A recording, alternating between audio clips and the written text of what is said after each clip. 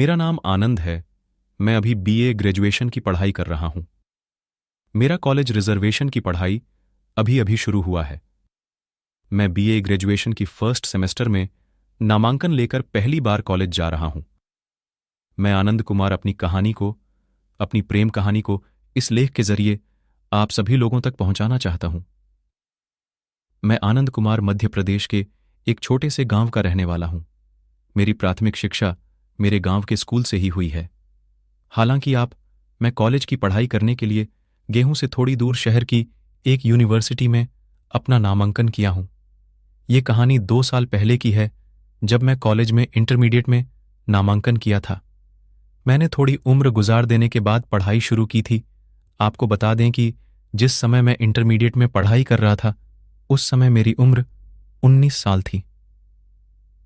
मैं जब इंटरमीडिएट में अपना नामांकन कराया था और अपनी प्रथम साल का एग्जाम देने के लिए तैयारियां कर रहा था, एक दिन मेरे घर के बाहर एक डाकिया आवाज देता है।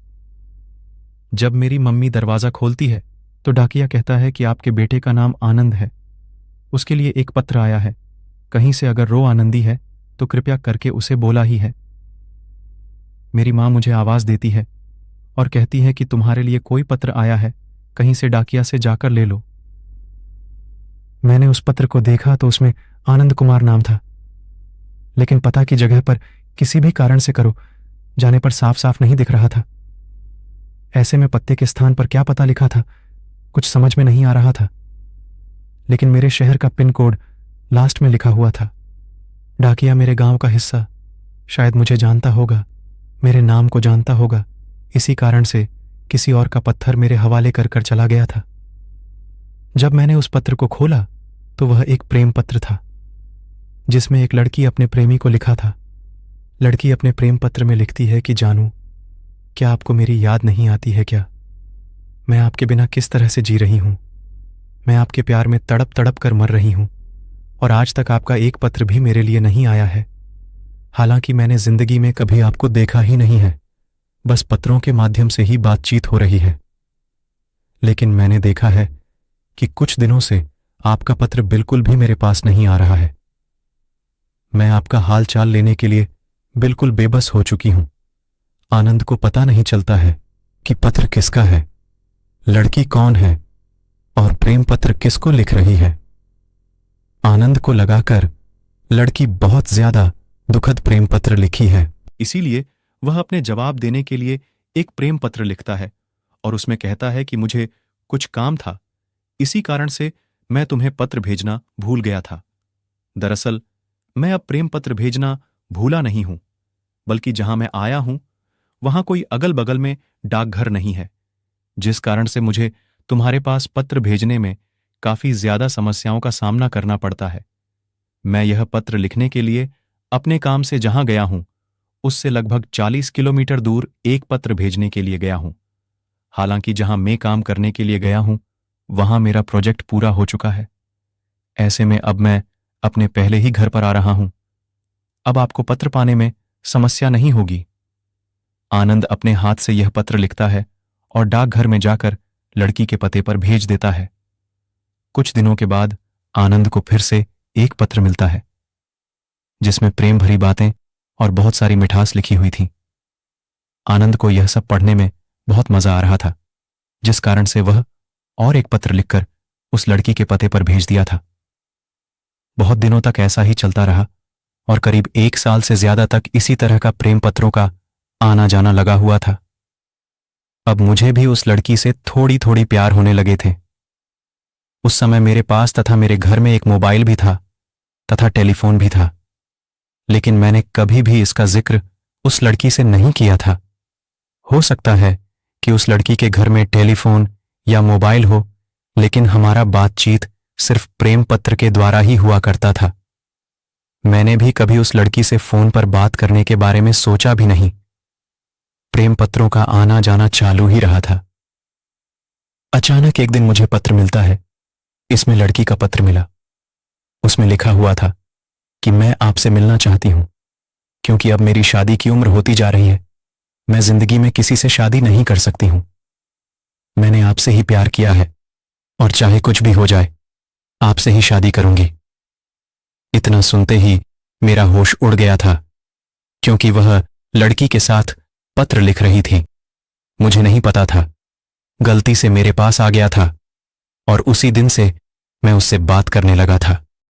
ऐसे में जब मैं उससे मिलूंगा तो वह मुझे पहचान सकती है, उसे काफी ज्यादा दुख हो सकता है।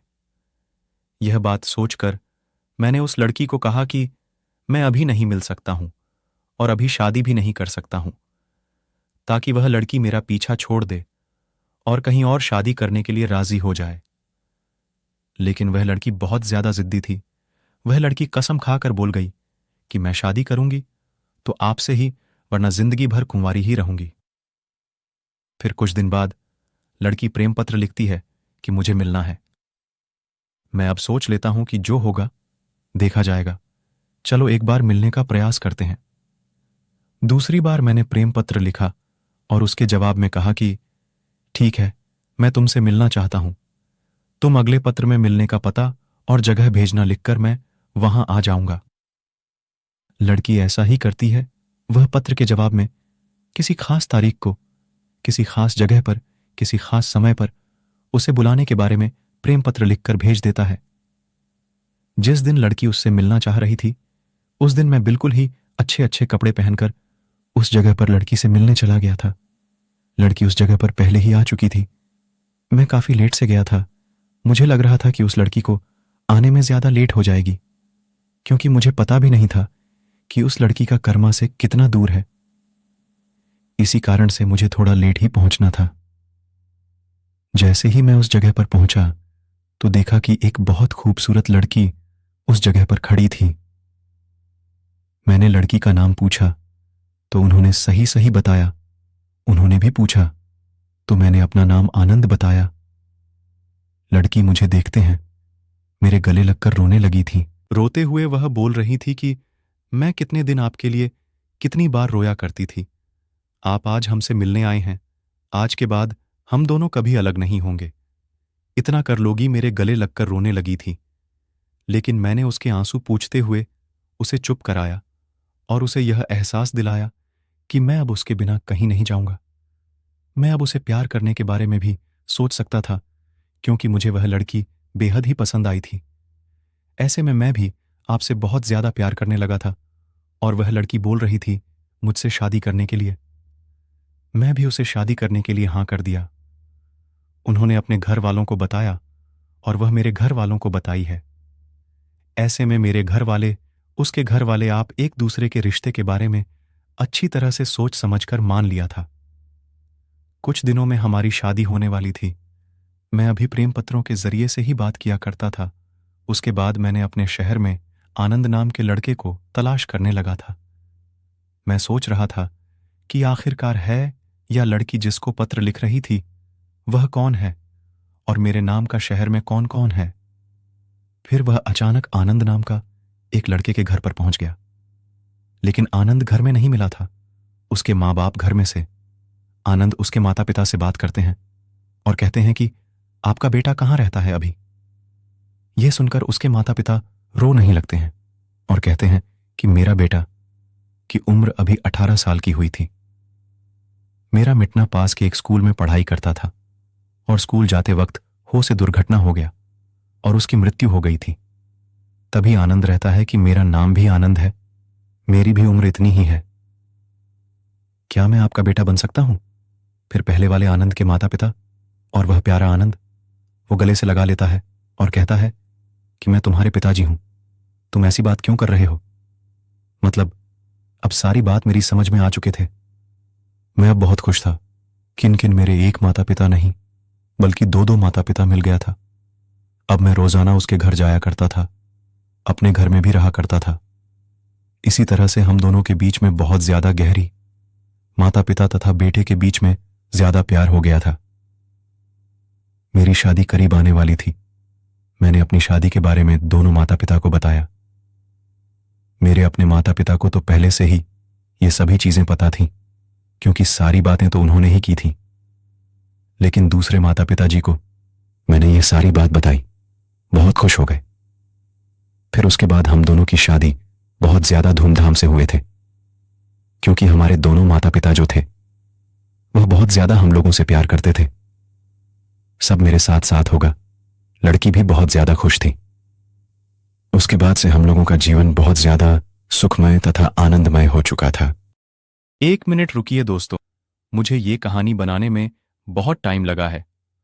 और दोस्तों, आपको लाइक और सब्सक्राइब करने में 1 मिनट भी नहीं लगेगा। तो प्लीज आप मेरे चैनल को सब्सक्राइब जरूर करें, और अगर आप हमारे चैनल को सब्सक्राइब करते हो तो आप एक नया मोबाइल जीत सकते हैं। धन्यवाद।